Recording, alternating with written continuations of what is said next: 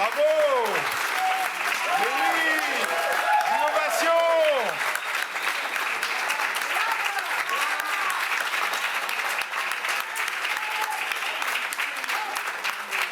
Et voilà, toute l'équipe du film. On les applaudit très fort.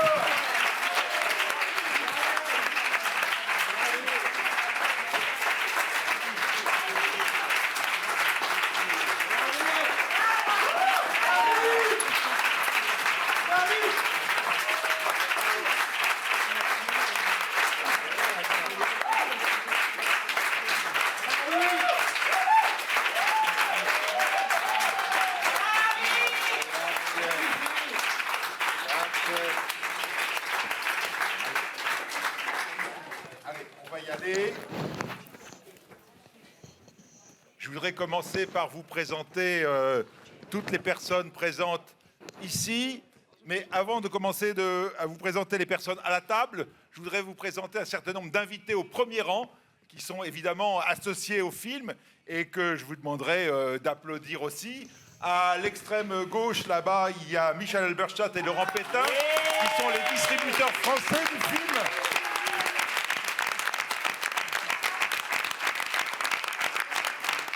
À côté, Marie-Carolina Terzi pour Mad Entertainment.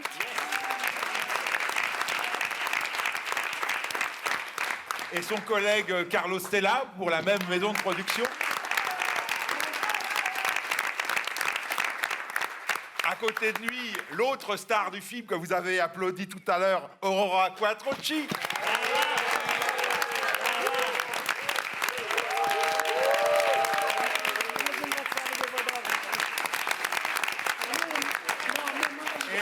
Et à ses côtés, encore des interprètes du film, nous avons Artem. Yes.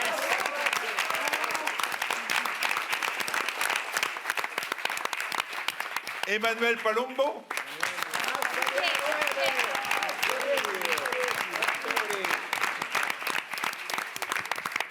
Sofia Essedi. Yes. Et Nello Massia.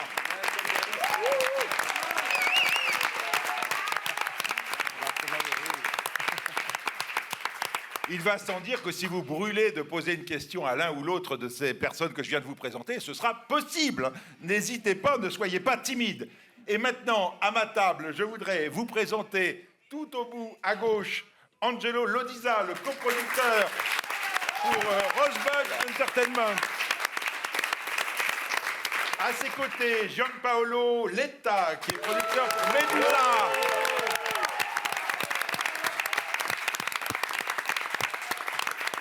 À côté de moi, Luciano Stella pour Mad Entertainment.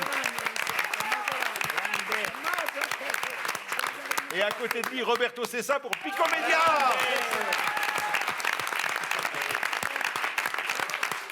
Après, on a des acteurs aussi à notre table. À l'autre bout, Oreste, c'est Tommaso Ragno. Tommaso Ragno, il était dans un film l'an dernier ici, il était dans le film de Nanni Moretti, Trepiani. Et il était aussi dans Heureux comme Lazzaro, qui a fait les beaux jours de Cannes. Et dans Moi et toi, le dernier film de Bertolucci qui était à Cannes en 2012. Yes.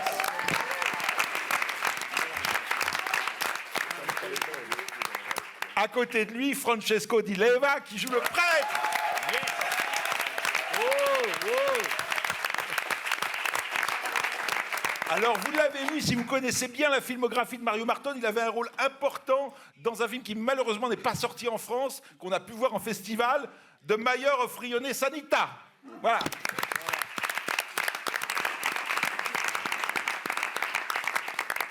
Alors, dans les acteurs, je ne vous présente plus, mais si quand même, hein, Pier Francesco Favino. Yes.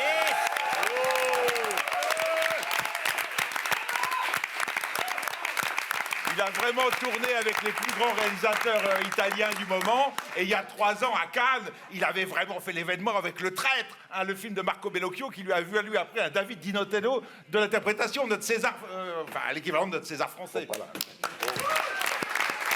Grazie mille. Alors nous avons aussi, à côté de Mario Martone, la scénariste, hein, Hippolyta Di Maio.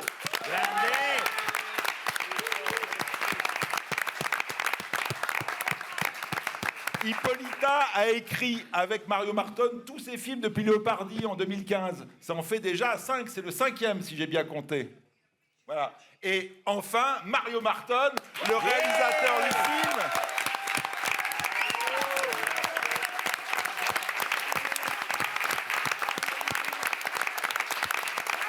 C'est la 3e fois à Cannes. 3e fois à Cannes. Après L'amour meurtri en compétition en 95, c'était en compétition, et Teatro di Guerra au Certain Regard en 98. Mais on a vu aussi d'autres films. Depuis 92, son premier long métrage, Mort d'un mathématicien napolitain, qui avait déjà fait l'événement, qu'on avait beaucoup aimé en France. Et voilà, et c'est toute une carrière qui trouve un apogée aujourd'hui avec Nostalgia.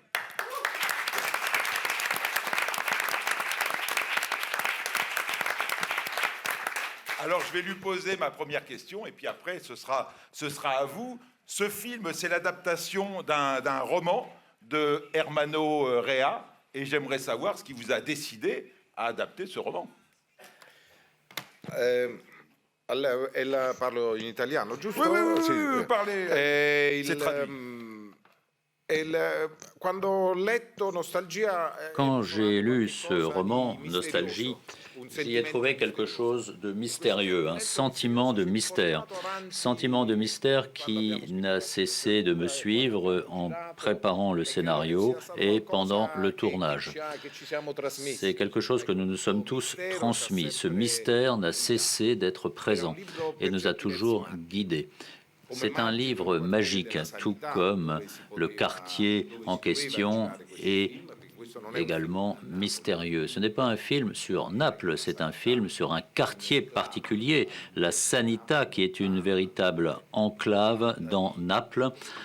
C'est quelque chose que l'on peut visiter de façon superficielle, mais en réalité, il y a aussi des catacombes, il y a toute une profondeur. Ce quartier était un véritable labyrinthe idéal qui permettait de symboliser le labyrinthe du personnage.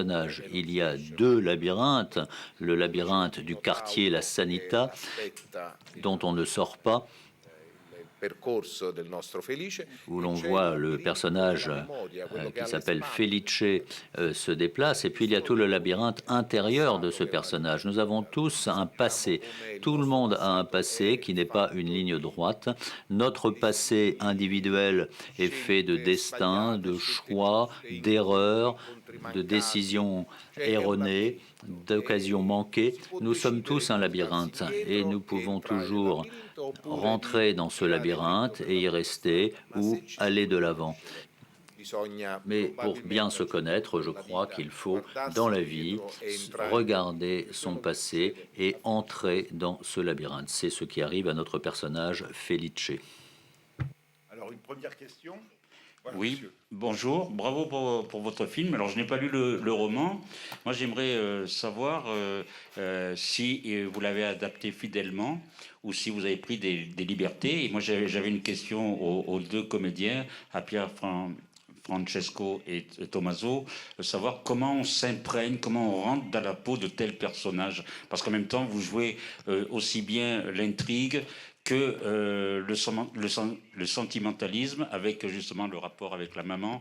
Donc c'est vrai que c'est quelque chose, et bravo justement, je voudrais féliciter la maman qui est là, et c'est vrai qu'elle a un rôle superbe, et vous avez tous des rôles superbes, donc je pense que, je vais le dire au festival, au président du jury, je pense qu'il va y avoir des prix d'interprétation dans ce film. Merci.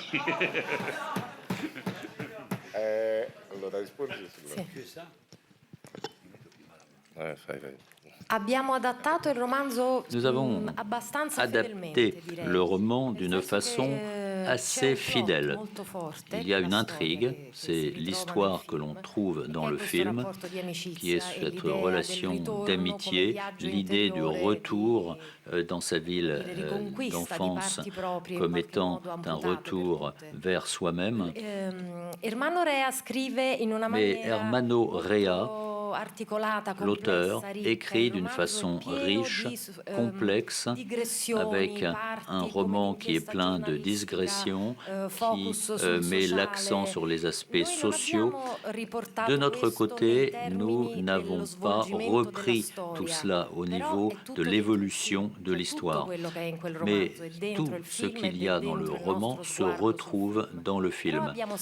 C'est notre regard sur ce roman, mais nous avons voulu garder l'essentiel dans cette narration en mettant en avant les personnages principaux et tout ce que Hermano Rea présente dans son merveilleux roman. Pour moi, merci.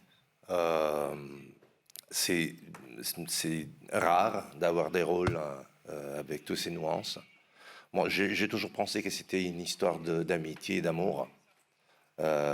Oui, c'est vrai, c'est un retour, mais je pense, et quand je vois le film, que c'est à l'amour et à l'amitié qu'il croit jusqu'à la fin.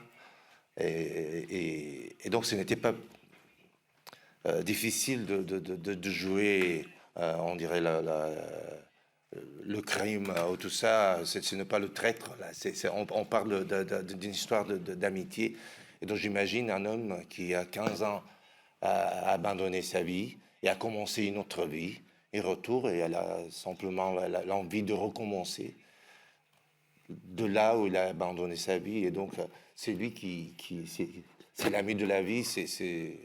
Vous vous rappelez de quand vous avez 15 ans et vous avez le meilleur ami. C'est celui-là que vous comblez. C'est celui-là qui c'est la meilleure part de vous.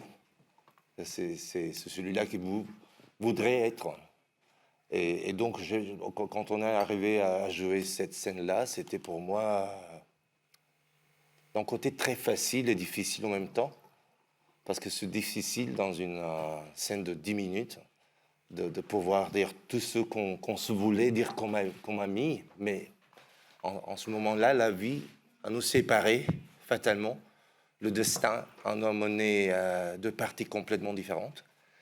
Et donc, c'était très fort, ça. Pour moi, c'était plus des émotions que des pensées. Et même quand je vois le film, j'ai exactement le même pensée. La sensation que j'ai, c'est que j'étais guidé, peut-être comme le personnage, que par les émotions. Et j'étais surpris pendant le tournage. Et je suis surpris quand je vois que je fais des choses que je n'ai pas guidé du tout. Et là, finalement, je crois que c'est la liberté d'un artiste, d'un acteur. Et c'est rare que ça arrive pour nous. Et surtout, c'est rare qu'on a la chance de travailler comme ça. Donc, on a dû abandonner tout ce qu'on savait faire. Et on s'est laissé porter comme Felice Lasco fait. Voilà.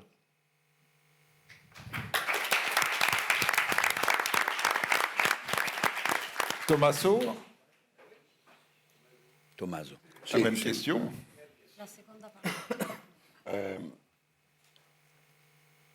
Un momento, scusate perché... Juste un instant. Ecco, grazie. Chiedo scusa.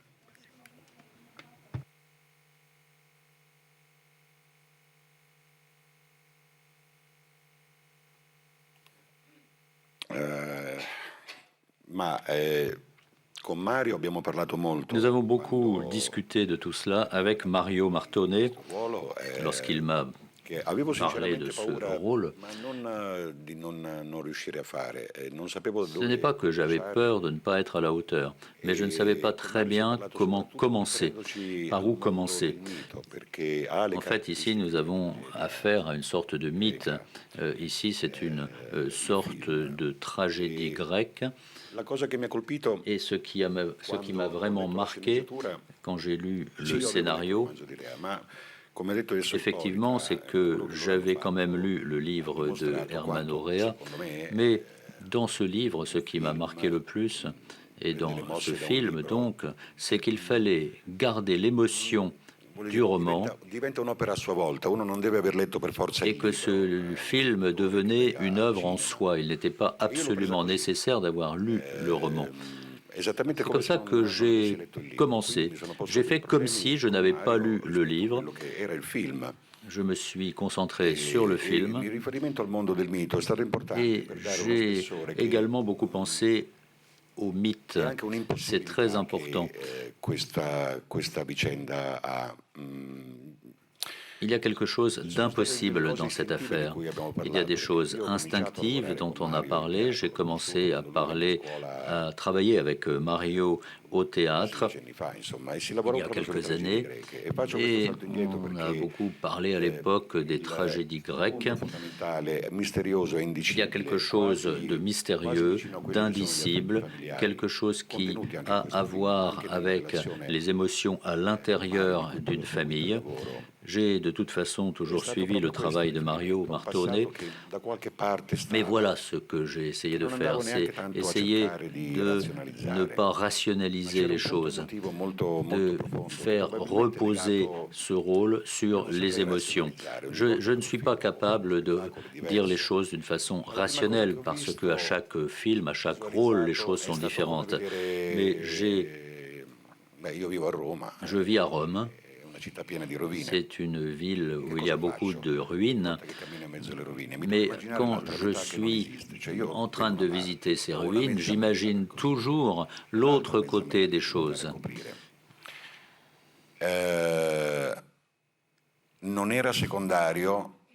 Il y a une chose qui a été importante, qui n'était pas du tout secondaire, c'est de rencontrer un acteur comme Pier Francesco Favino. Je le connaissais, mais au moins là, j'ai pu travailler avec lui sur le plateau de tournage. Ce sont des choses empreintes d'émotions qu'on ne peut pas expliquer. Peut-être parce que tout le parcours suivi par ce personnage m'a semblé, et là je parle de la toute première lecture de ce rôle, je ne parle pas de tout ce que nous avons pu envisager par la suite.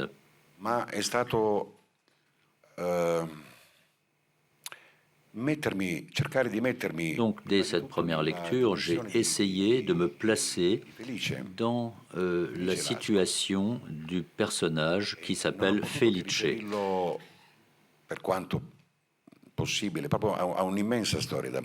Et j'ai tout de suite pensé qu'il s'agissait d'une immense histoire d'amour. Et de l'amitié ou pas ne comptait pas. C'était quelque chose qui allait au-delà de cela et qui était mythique. Je pourrais en parler pendant des heures. En ce qui me concerne, il y a quelque chose que je n'arrive pas à exprimer. J'ai fait un travail important pour ce rôle sur le plan linguistique. Et comme nous avons pu travailler avec Pier Francesco Favino, qui, lui, sur le plan linguistique, s'y connaît énormément, mais il a fait un travail immense. Et j'ai pu suivre avec énormément d'attention ce qu'il fait. C'est un grand acteur, et quand on travaille avec un grand acteur, on ne peut faire qu'une chose, c'est s'améliorer soi-même. Et je lui suis reconnaissant car il a réussi à me faire quelque chose de particulièrement difficile. Je ne suis pas certain que seul j'aurais pu y parvenir. Pour moi, il s'agit là de quelque chose d'antique. Et ça a été un grand privilège de pouvoir explorer des territoires qu'habituellement je ne fréquente pas, même pas avec l'imagination. Lorsqu'on a affaire à un grand réalisateur et qu'on a une grande histoire, il y a là un contenu mythique.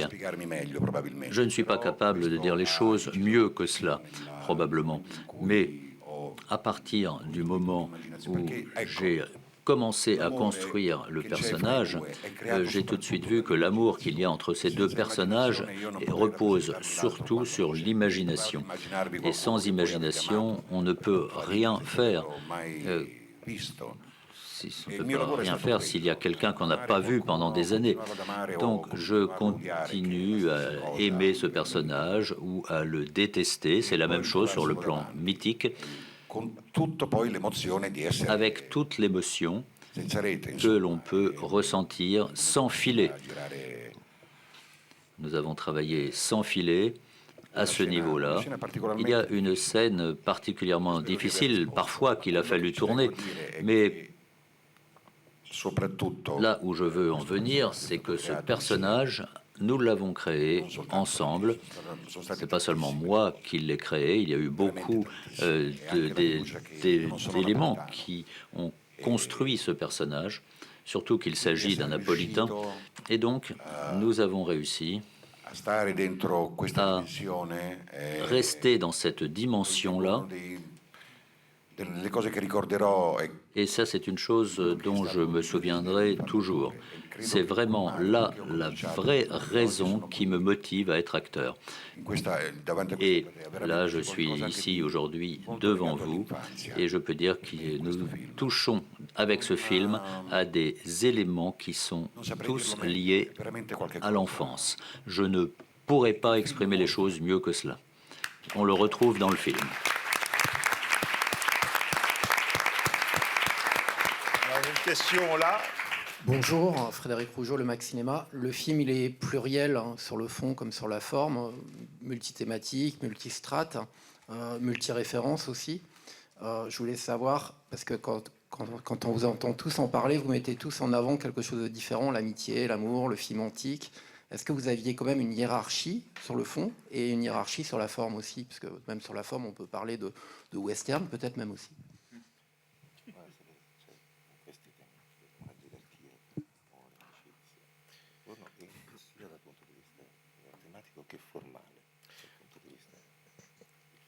Nella storia mi sembrava, naturalmente mi ha attratto subito, mi hanno attratto subito Ce qui m'a attiré tout de suite dans ce roman, ce sont des archétypes cinématographiques. L'histoire aurait pu être une sorte de thriller ou un western. Il est clair qu'il y avait quelque chose de mythique dans ce film, des mythes concernant le personnage de Pier Francesco ou de Tommaso. Mais ce qui est intéressant, c'est que l'ensemble de cette mythologie que l'on retrouve dans le roman nous amène à jouer un peu comme des enfants, puisque Tommaso tout de suite a parlé de l'enfance. Mais d'un autre point de vue, on peut estimer qu'il s'agit là d'une réalité sociale extrêmement concrète. C'est cela qui est curieux. Ce que nous racontons, le personnage de Francesco, par exemple, Di Leva, qui est prêtre et qui travaille à Naples, dans le quartier de la Sanità, eh bien, il y a quelqu'un qui est venu à Cannes hier voir ce film et qui vient de ce quartier. Donc, tous ces éléments que l'on retrouve sont des éléments de la réalité de ce quartier. Et nous nous penchons sur ces éléments-là en faisant des choix. On a tous beaucoup parlé de la ville de Naples ces derniers temps, notamment de la criminalité qui y règne, mais je voulais aller un peu au-delà de cela. Ne pas parler seulement de la Camorra ou de la mafia ou de religion, mais de parler du sud du monde, de parler de délit et de Dieu, de thèmes qui sont ressentis par tout le monde. Ce sont là les éléments clés de cette histoire qui m'ont attiré. Bien sûr, au fond, il s'agit d'une grande histoire d'amour, une grande histoire d'amitié, comme l'a bien dit Tommaso, une amitié qui prend de l'ampleur 40 ans après des années de non-dit, d'actes manqués, d'occasions manquées, de façon à ce que cet amour ou que cette haine devienne quelque chose d'énorme. Mais si on puise dans les souvenirs d'enfance que l'on peut tous avoir, on sait très bien que là, la limite entre amitié et amour n'existe pas. Il y a beaucoup de passion, de choses ouvertes, et notre âme est ouverte et nous ne sommes pas là pour nous défendre, nous sommes tout simplement exposés sans défense. Donc il s'agit ici d'un personnage très beau, parce que c'est un personnage ouvert, un personnage qui touche par sa sensibilité. Le fait de toucher sa mère, de la laver, de récupérer à travers ce contact une distance terrible de 40 années sans voir sa mère. Il a quitté sa mère lorsqu'elle était toute jeune et il la retrouve âgée. Cette sensibilité-là, cet élément, cette dimension, cette âme qu'il y a dans le film, tout cela m'attire et se mélange aux aspects à la fois mythologiques et strictement cinématographiques. On raconte ici une histoire pleine de schémas concrets et le monde entier, chaque spectateur du monde entier peut se reconnaître dans cette histoire, car ce genre d'histoire arrive partout et ces histoires-là sont contées au cinéma depuis toujours. Alors, je voudrais juste rebondir sur ce que vous venez de dire, parce que ce que vous dites d'un point de vue thématique se retrouve aussi sur la forme. Il me semble qu'il y a à la fois des séquences qui sont cadrées de manière remarquable, presque picturale, et à d'autres moments, on est caméra sur l'épaule et on est presque dans un style néo-réaliste, aller chercher la réalité dans la rue. Sì, allora il neorealismo è venuto a un certo punto, è stato molto concreto. Mon réalisme est extrêmement concret. Je me souviens parfaitement lors d'un jour de préparation, nous étions en train de travailler, je devais faire des choix au niveau de la mise en scène pour créer les scènes comme on fait habituellement dans le cinéma. Mais là, je me suis dit non, c'est une erreur, je suis en train de me tromper. Nous devons aller dans ce quartier de Naples avec notre caméra, rencontrer les personnes qu'on y croise avec les gens du quartier. Et si vous voyez les personnages, les personnes qui arrivent, quelqu'un qui ouvre une porte au début du film, lorsque lui, il cherche sa mère, les gens qui vont dîner le soir, la famille que l'on rencontre, etc. Tous ces personnages, les uns après les autres, peu à peu, nous avons réussi à les faire participer au film. Et justement, c'est comme cela que l'on faisait dans le néo-réalisme en Italie ou lors de la Nouvelle Vague en France. On a une liberté, un abandon. Et c'est cet abandon, je crois, pour Pier Francesco, que l'on retrouve dans son personnage. Voilà comment nous avons travaillé. Nous nous sommes laissés aller. Nous avions bien sûr nos idées, nos pensées, nous avions des rails précis à suivre, nous savions où nous voulions aller avec ce film et en même temps, nous nous sommes abandonnés. Et nous avons parlé à Thierry Frémaux du final du film, donc on ne parlera pas ici à nos lecteurs, à nos spectateurs, bien sûr, mais il est tout à fait normal de filmer la dernière scène en présentant de façon très nette le thème du labyrinthe. Et en tournant cette dernière scène, nous nous sommes perdus. Nous nous sommes dit pourquoi est-ce que nous devons tourner cette scène? Pourquoi est-ce qu'elle doit être la conclusion du film? Dans le roman de Ermanno Rea, on ne pouvait pas lui poser la question de cette fin, parce que Ermanno n'est plus. Il nous a laissé ce livre et il est parti. Et la scène, notamment dans la basilique de ce quartier, eh bien, on ne pouvait plus lui poser de questions à l'auteur du roman. Donc, on s'est bandé les yeux et on a fait ce que l'on a pu.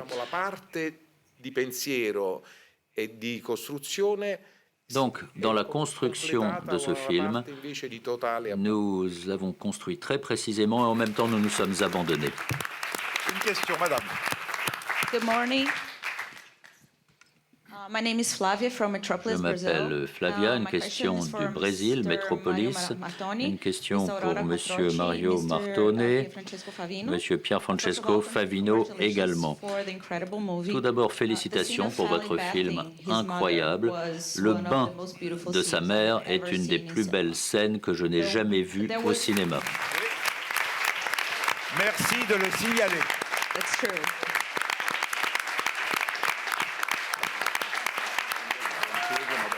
Ouais.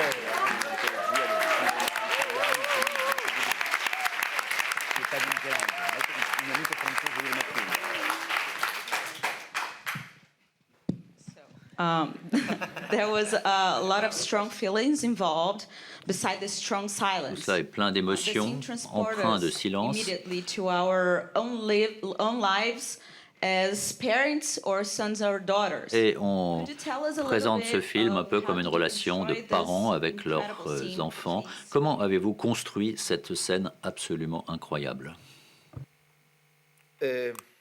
Dico io, intanto, allora, la scena si deve all'immaginazione di Ermanno Rea. Cette scène vient de l'imagination d'Ermanno Rea, l'auteur du roman. C'est une des images les plus solides du roman. C'est une des raisons qui nous ont motivés à faire ce film. Mettre à l'écran cette scène, justement. Et bien sûr, tous les deux, leur relation, jusque-là merveilleuse. Lorsque nous avons fait cette rencontre, je ne pas parler de cette scène. Nous avons d'abord travaillé à d'autres scènes. Et nous sommes arrivés peu à peu à cette fameuse scène. Et je dois souligner toute l'importance du travail que nous avons fait avec le chef opérateur, avec d'autres également. Et ce qui compte, c'est le lieu, c'est notre immersion dans ce quartier de la Sanità. C'est la recherche de cette salle de bain, où il y a une boucherie dans le quartier également. Et je ne voulais pas que cette scène soit dans la pénombre. Je ne voulais pas que l'on voit à moitié. Je voulais que l'on voit tout. Il y a beaucoup de nuances, beaucoup de choix, beaucoup de choses qu'il est difficile d'expliquer. À un certain stade, nous nous sommes abandonnés. Je crois qu'à la fin, dans ce qui me concerne, le fait que j'ai 62 ans, le fait que ma mère est décédée en 2004, le fait de m'en souvenir, de me souvenir de sa maladie, de tout ce qui m'a touché, que j'avais essayé à l'époque d'alléger ses souffrances, eh bien ce n'est pas une scène que j'aurais pu tourner à l'âge de 30 ans. Il faut quelques années de plus pour tourner une telle scène. Et on est des artisans qui essayons de faire du cinéma.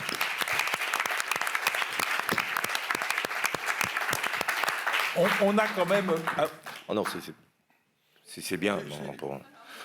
No, I think there are many things in the movie that are just. Je pense qu'il y a beaucoup de choses dans le film qui sont atypiques. It's been at the same time very easy and very hard. En même temps, ce film a été très facile et très difficile. Facile parce qu'il y a beaucoup de choses naturelles et puis parce que nous avons des acteurs incroyables avec lesquels nous pouvons travailler sous la direction de Mario Martone. Mais ce qui m'intéresse, ou plutôt la force de cette scène, symbolise beaucoup de choses. Et comme vous l'avez dit, nous sommes tous des parents ou des enfants. Et je pense que dans tous les films, on trouve de tels moments. envisioned this movie as J'ai toujours considéré que ce film était comme le voyage d'une âme plutôt que le voyage d'un homme. Et je pense que ça correspond à l'âme de toutes les personnes. Nous revenons par ce film à quelque chose. Nous voulons retourner tous à quelque chose à l'intérieur de nous. Nous voulons aussi fuir quelque chose. pure. Nous revenons à ce qui est pur, ce qui est innocent et authentique, à notre soi. Et on ne peut pas le faire sans Your sins, se laver de ses péchés, blessing your, sans bénédiction, sans your roots, bénir ses racines, recognizing them. sans les reconnaître, y faire I face. can't imagine what it means to Je ne to peux live pas for another imaginer 40 years. ce que peut être d'être éloigné de sa mère pendant 40 ans Maybe she knows, maybe she doesn't. et de penser qu'il y a un secret. Peut-être qu'elle le connaît, ce secret, peut-être qu'elle ne le connaît pas. How Est-ce many qu'on se sent abandonné, etc. think that scene is in Je a pense way, que cette scène, d'une certaine façon, the only scene that est can la seule together scène these two worlds that qui have peut been réunir so long. ces deux mondes. And it happens with the most simple Et cette scène and at the same est time tournée deep avec simplicité et profondeur. doing it.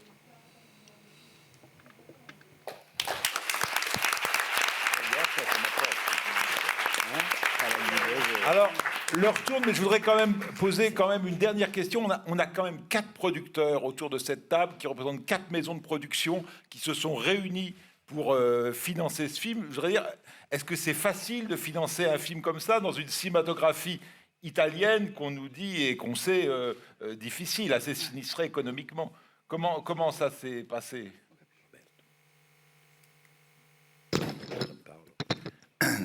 Ma quando hai un copione così importante, Quand on a un thème hai aussi un regista così considérable, un réalisateur aussi talentueux et important, même chose pour les acteurs, alors tout importante, devient non è très sempre simple. così scontato. Però questa Tout n'est volta è pas venuta così. acquis d'avance, mais le résultat, vous l'avez.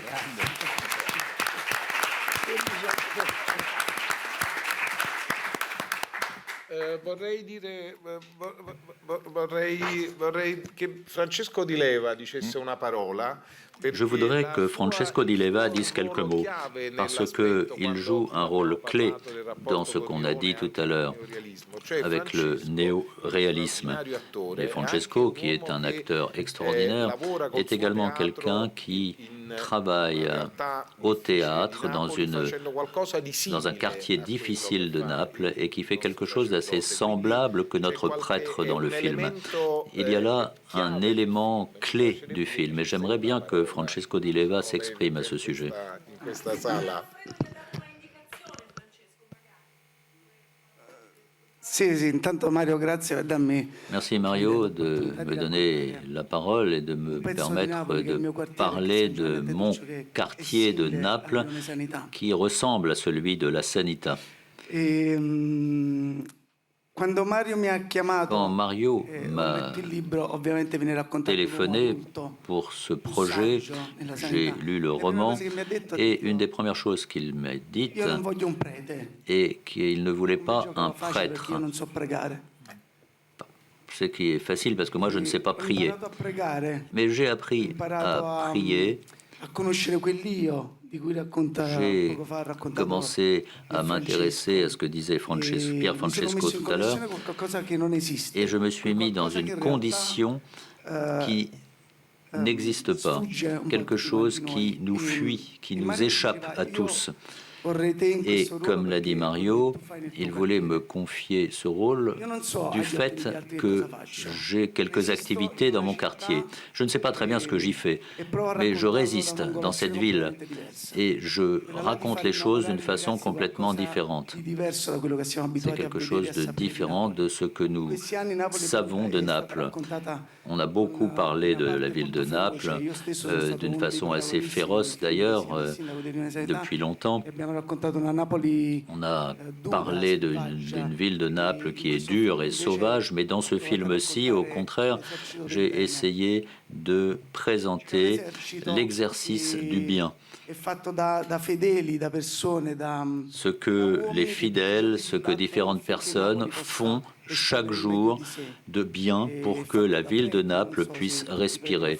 ma padre Antonio Loffredo lo fa. Et le père Antonio, c'est ce qu'il fait. Avant d'être un prêtre, c'est un être humain. Suggerito a me nelle Et lunghe c'est chiacchierate cela que j'ai décidé de présenter à l'écran à la suite des conversations que nous avons eues ensemble.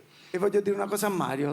Il y a une chose que je voudrais dire à Mario. Je suis particulièrement heureux que pour la première fois, tu as il pu male di Napoli nous montrer le mal de le Naples persone sole à travers des personnes seules, hanno des un personnes covo di qui, merda eux, ont une vie e non un de palazzo. merde et qui ne vivent pas dans un palais, des gens qui sont assis dans un jardin où il n'y a pas de fleurs, ma che stanno seduti su delle sedie completamente rotte. qui sont dans des parcs assis sur des chaises cassées, des personnages qui, pour avoir une femme, doivent les payer. E raccontare questo significa Et raconter tout cela, amare Napoli. ça veut dire parler de Naples, mais ça veut dire aussi aimer Naples. Disperato di salvare Napoli. Ce film est une tentative désespérée de sauver la ville de Naples. Ce sera le mot de la fin. Nous vous remercions tous très fort. Le film sortira en France le 19 octobre. E quei due là, alzatevi voi due, Artem e Emanuele Palumbo. Questi sono ragazzi, vedete, questi sono il futuro loro. Ici, vous avez les jeunes, notre avenir devant vous. Ils sont le passé de nos protagonistes dans le film, mais ils représentent notre avenir. Bravi! Lui fa l'ingredimento e anche il gatto lo fa, con i matti.